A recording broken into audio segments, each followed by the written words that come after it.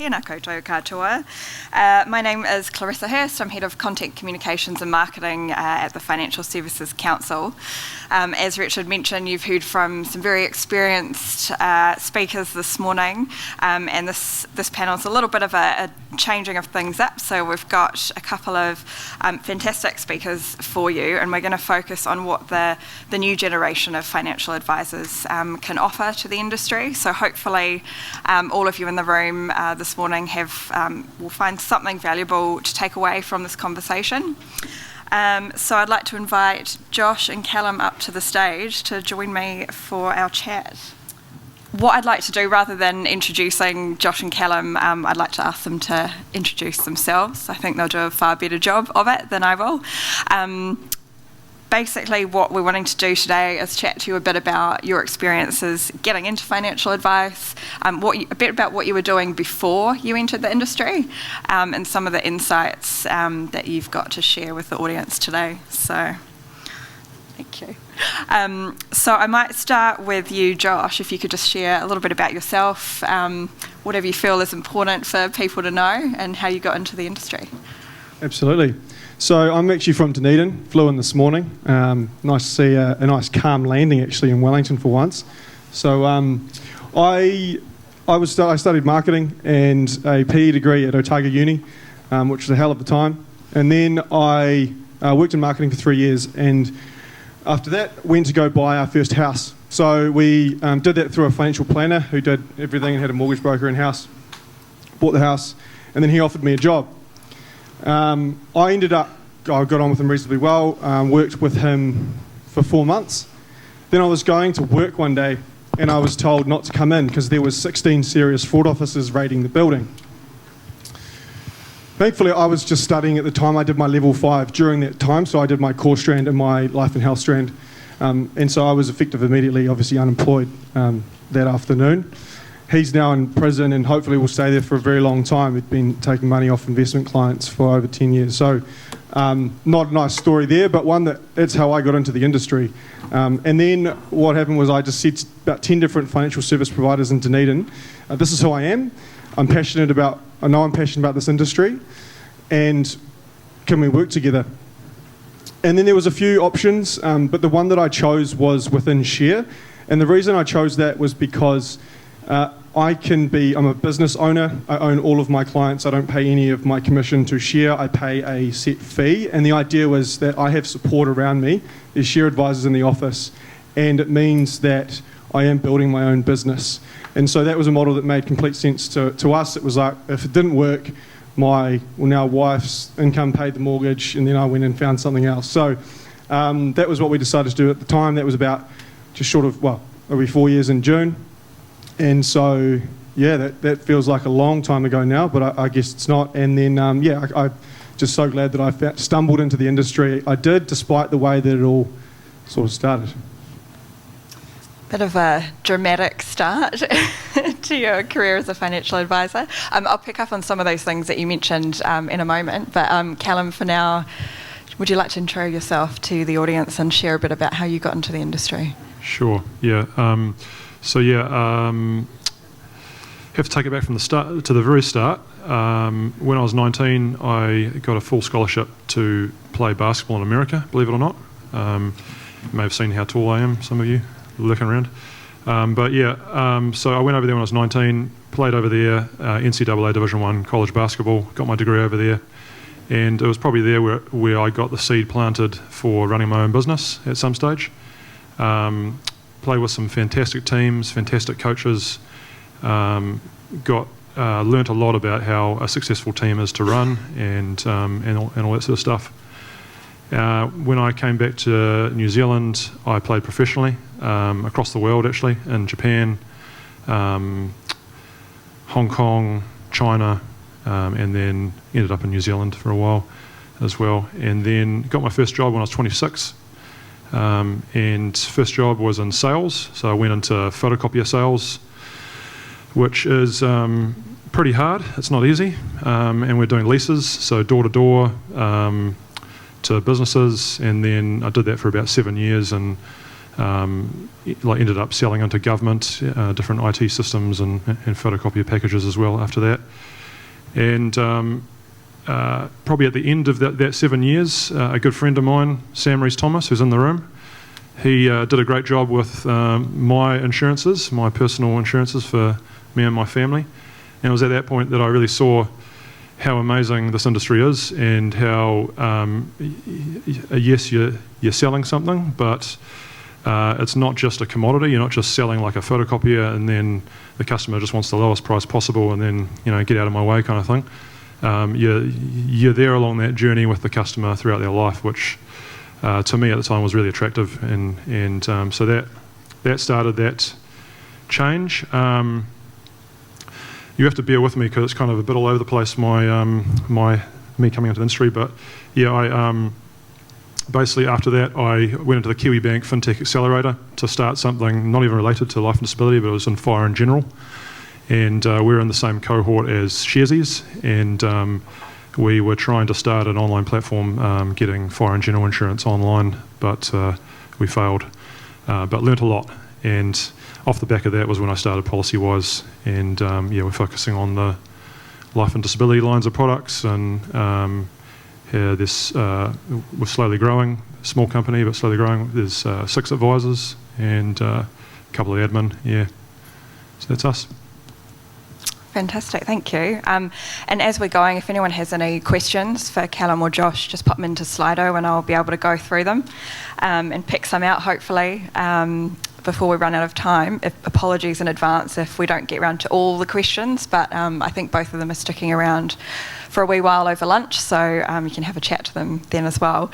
I just want to pick up, you both sort of mentioned some interesting challenges, so obviously a startup failure, and then obviously Josh, the interesting start you had to the industry.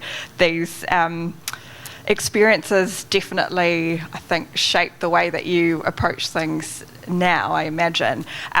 Do you also feel like it helps you connect with customers who are also going through, particularly at a time like this when we've got cost of living crisis and we've got all these crazy weather events and unemployment and things like that? Do you feel like that helps you connect a bit better because you've gone through something similar, perhaps? Yeah, I mean, I think leveling with a client is always ideal, and I'm not. There's people that have got a lot more experience than me doing what I'm doing. So yeah, drawing from those things, and a lot of people in Dunedin know this person who's in prison who I worked for, and so it's like, just because I worked for him doesn't mean I had anything to do with him, and so there is a common ground if that comes up, and so yeah, I'd say it probably does. Yeah, and for me, probably more so when I started the foreign general type startup, it was probably 12 months where I wasn't earning any income and had a mortgage and a young family and going through that financial stress. I think financial stress is probably one of the worst things. And so I can definitely relate to customers from that standpoint if they're going through tough times or they need, restructures around their covers for various situations, then absolutely, yeah. And I guess just a follow-on question for you, Calum, with your sporting background, I imagine, you learn resilience through that. You win, you lose, you go through all that with a team. Do you take any lessons from sporting life and apply them to your advice practice now? Yeah, definitely. Yeah, there was lots of ups and downs with the basketball side. One example I have is when we were on the road. This is when I was in the States. When we were on the road, we'd lost one game, and then we had to drive home through a couple of different states. It was about a 13-hour drive home, and we all got back. The whole team got back off the bus at about 2 or 3 in the morning, and we were thinking we were going to go straight to bed. And the coach was like, "Sorry guys, get your practice uniforms on. And we're getting straight in the gym practicing." So we were there till about 5 a.m. So yeah. That sort of like resilience and that sort of stuff, it definitely helps, I think. Yeah. All right, so I'm going to move on to the topic of technology, because I know you're both quite interested in this and sort of follows on from some of the conversations this morning as well. Obviously, some of the value that younger advisors or the new generation of advisors can bring is this familiarity with new forms of technology, and we've seen some interesting ones pop up recently with ChatGPT and all the AI that's constantly improving. Josh, I might start with you. What are your thoughts on how advances in technology can be harnessed by financial advisors? So in my experience, the way that people use technology is in financial services is on such a huge spectrum. You've got the advisor who will strictly see clients in person, drive an hour to go and get a signature and drive home. And then you've got advisors who are completely happy working solely remotely, digital signatures, all of that, where they don't see the client in person, they might never meet that client in person. So, and then there's all the other components of how much do you use your CRM, how well do you use things like Trello and your project management system with your staff. So I think before, because I know you mentioned AI, before we even go to AI, it's like, what are we actually doing at a base level in our business to make us more efficient, save more time and make more money? So that's something that I'm like constantly looking at. My wife's just started to work in the business, and that's part of her role now, is like, okay, how do we actually get even better at some of that stuff, which is pretty exciting for me because I can see how we're going to increase some time. But then the AI stuff is just incredible. It's like some of the things you can do for meetings, for summarising what you've talked about, some action points from that go straight into your CRM, ChatGPT, the use for blogs, social media posts, all that sort of stuff is mind-blowing. And one point just on that I think is really important is that this technology is not going anywhere. So it makes sense to do a little bit, have it play around, and then as it develops, go on the train with it, rather than be like, I don't want to go there, and then be so far away from it, 5 years down the line, or even 2, or even 1. These things are changing pretty quickly. So you think technology, particularly AI, is something that everyone should be embracing rather than being fearful of? Absolutely. I think it's a tool to make us better and then allow to increase the customer's experience with us, from onboarding to ongoing support. That's how I see it for us in the future. Calum, do you have anything to add in relation to that? Yeah, so ChatGPT 3 is an interesting one. We've started actually using that for our content side of things, so for producing, I guess, blog posts, articles, that sort of stuff. So that can effectively, I would say, if you have a small team of writers, you'd probably times their productivity by 10 if you're using a tool like that. So it's not going to write it all for you, but if you've got the smarts around in the processes, then you're going to be able to produce a lot more and be a lot more efficient. So yeah, it's pretty cool. The other thing that I've just played around with is I chucked a policy wording in ChatGPT 3, and if you ask a question around the policy wording, anything will just come back to you instantly. So I think there's a lot of potential application in the future for it to be ingesting a lot of information and then just giving, potentially offering advice off the back of it, or helping customers' questions be answered really efficiently. And how do you strike a balance between embracing new technologies and maintaining that real human personal connection and that face-to-face, which is still so important for advisors in relating to clients? Whoever wants to go first. I think the balance is so just because you're not in the room with someone doesn't mean you're not having that personal touch and that personal connection.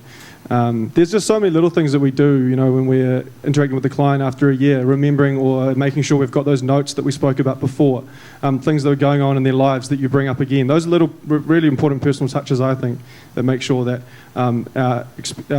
our relationships are continually developed.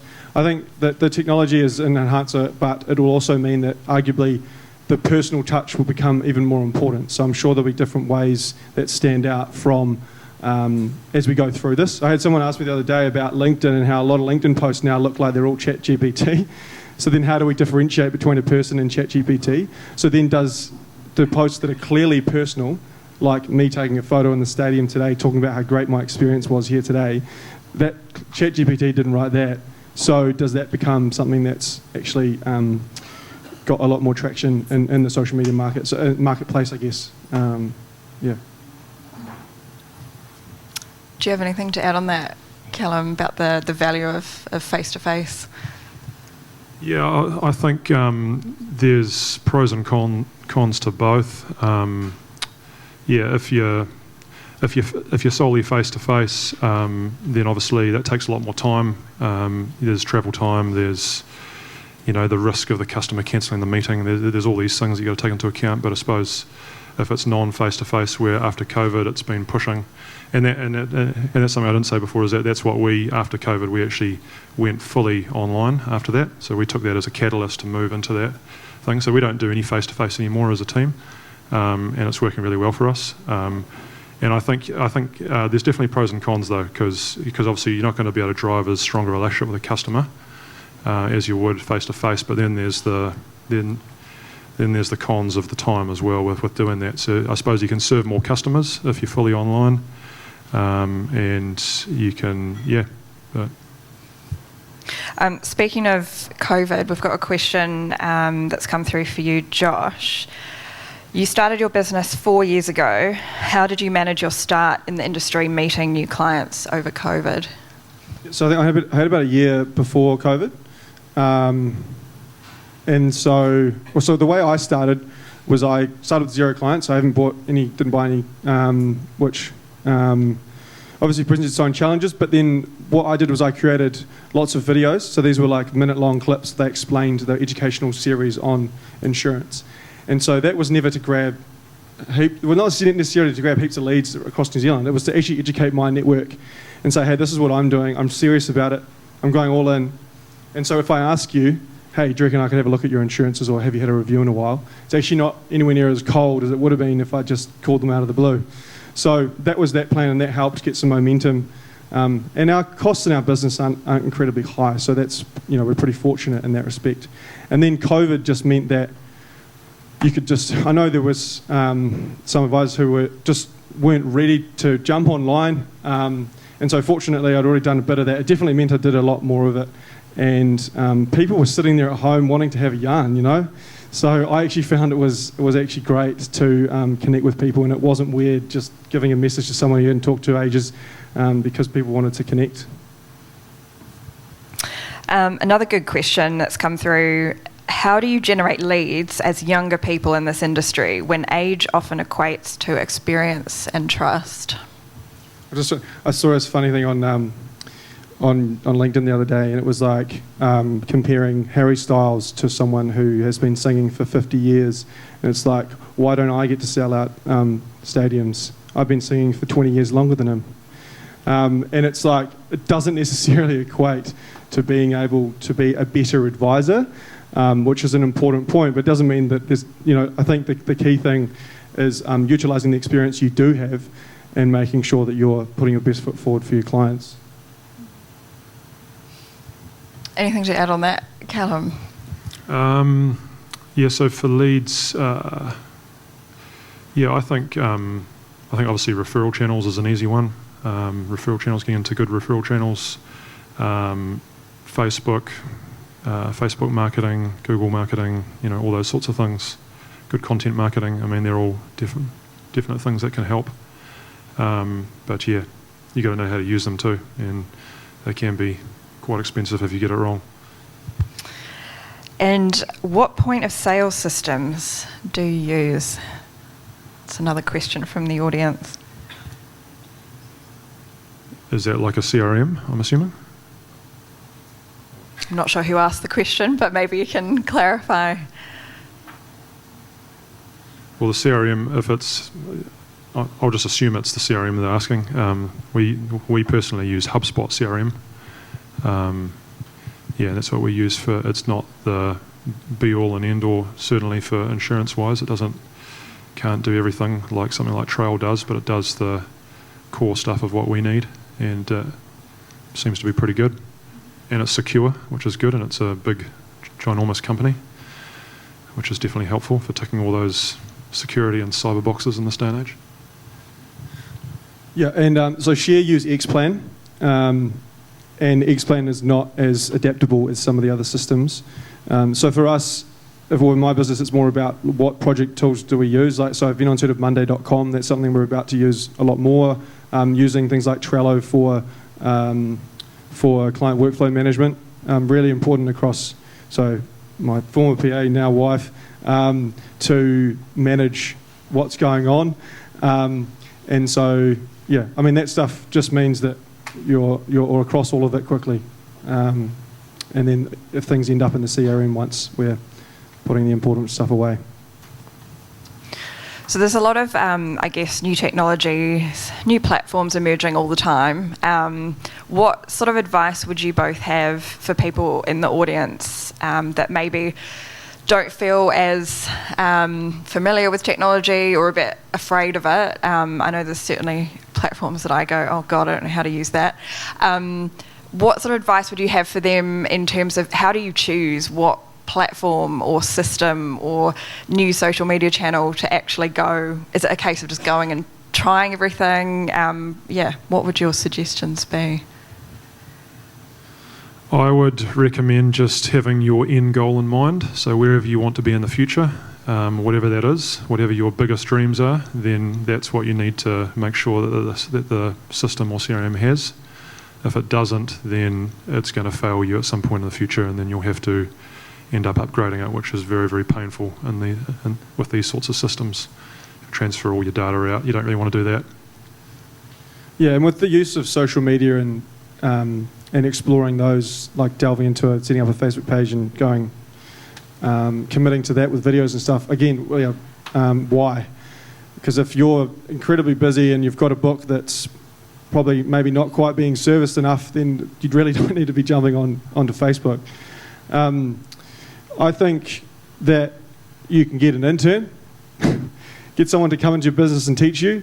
If people who are in the generation, so younger than us, younger than me, and so what is it, Generation Alpha, 11-year-olds and younger, these maybe don't get an 11-year-old in your business, but maybe even like 16-year-olds, 18-year-olds, they've been growing up with all of this stuff. They know it like the back of their hands.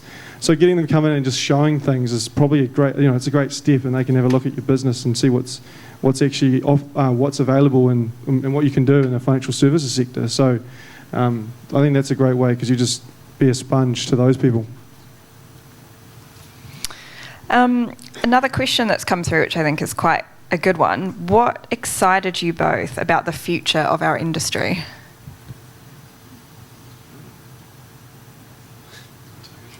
What excites me? I think what excites me is I can see a clear pathway to just helping more people, growing a sustainable business, and allowing my family to have the life that I would like them to have. I think that just the mixture, for me, it's the whole thing is it's the mixture of a lot of things that I think that are my strengths. So it's like the things being already interested in a lot of the financial components to what we need to talk to people about, relating to all different types of people, being organised and touched on that, and competitive in your own business and how you make that improve. Those are all things that make me tick. And so it's a no-brainer to just keep doing this and staying in that. That's kind of the way I look at, I guess, yeah. For me, it's the growth opportunity, kind of what Mark was hinting at earlier in his talk, because you've got life insurance penetration at about 50% in New Zealand, and then like the average across OECD countries is about 70-something, or 68 or something like that. So we're quite behind the eight ball, and then if you add in health insurance, we're at like 28 or 30% with that. So it's I feel like we've got a huge growth opportunity in New Zealand for both having a much greater number of advisors and just educating a lot more customers. There's a lot of work to be done, I think. So that's what excites me. And do you have any advice for people in the room about how they can go about harnessing and attracting the new generation of advisors, so people like yourselves and younger, to kind of harness that talent? There's a lot, I think, and it's not easy. I think one thing is making sure your business is embracing some forms of technology, because if they're looking at it and going, holy, like this is just so far away from what other workplaces are doing, and that they're going to have continuous paper trails, filling a filing cabinet size the roof, it's probably not going to be overly attractive. So I think that's one thing. If we can get them in looking and actually having a business that looks like, oh yeah, I can see how I can work in this workflow and it looks like fun, then that's one thing. Yeah, for me, it's like culture, getting the culture right in the organisation. And I think it's a point that Don mentioned before with what he was saying with the younger crowd, because it needs to be somewhere that the young people are going to want to actually stay, and also a place where they feel supported and they feel looked after, and you need to have the right systems to train them and make sure they're getting the right upskilling to actually win in this market. And also it needs to be an environment that's, I guess, not boring for young people. Our industry can get a bit of a boring label, but it doesn't have to be, right? As long as you keep things fresh. And yeah, so that's my thoughts. Actually, I just want to pick up on something else that Don mentioned in the earlier session, which was around soft skills and the importance of that. How do you strike the balance between, picking up new skills in terms of using new technologies and platforms, and then also harnessing those softer skills and the sales skills and that kind of thing? I think that picking up the technology piece and learning new stuff has to be allocated in your life, because I don't know about most people in the room, probably incredibly busy, and it's just like things get put to the side and put to the side. I know for me recently I've been trying to allocate a lot more time to learning about technology, and that's partly because I had to do a presentation last week on AI. And so that was great because it actually meant I learned a hell of a lot in a short space of time. So I think allocating that time is really important to make sure you are keeping up with those things. Soft skills, I don't do a hell of a lot of thinking about that. I think evaluating maybe your own performance is something that you can potentially look at. If a client didn't choose what you expected them to or whatever, I think maybe that's something. I certainly do a little bit of that, but apart from that, I wouldn't. Yeah, from the soft skills. Yeah, for us, the soft skill, the software is what they would learn as soon as they come to join us. So we just try and do a full immersion with that. For the soft skills like sales and things like that, just with my background in sales, we try to give good training around that, good solid training that is obviously good for the customer, but also good for the business. And because I always feel that sales in the past has had a bad name, but sales is effectively just telling the truth attractively. That's the way I'd define it. And so, we try to give good structured training around sales too, so that they have the skills to actually win. All right, we're nearly out of time, but one final question for you both. Where do you want to see the industry in 5 to 10 years' time? Well, I think we need those insurance rates to increase, and that would be great. And we all get a slice of that, but also more people in New Zealand are insured. I think I expect to see more businesses that have multiple advisors under them. I think there's a lot of singular businesses still operating, and I'm one of them, and there will be more of that, and that will assist in bringing people on board. So hopefully that continues, and that assists in getting more of those younger advisors to join. I think that's my... Yeah, I would expect the industry to sort of move more and more relying on technology and possibly even going into the robo-advice sort of side. I think as advisors, though, we're always going to be able to add value around the creative side and the emotional side, because machines can't do any of that. So that'll be my thoughts. Because I also think what we're going to see is insurers and banks working more and being more aggressive in the direct channels, because it makes sense. Because as brokers, you're expensive for them to onboard clients. But I also think that on the other side of it is that we still will have a place, in the sense that there will be clients, and a lot of clients who would rather sitting down with someone or having that discussion around advice. So, and how we do that and using technology will become increasingly more important because the customer expects it. All right, thank you both. I'm sure if anyone has any other questions, you can approach either Josh or Calum over lunch, but it's now time to go and grab a bite to eat. So thank you so much, both of you, for the conversation, and we'll see you all over lunch.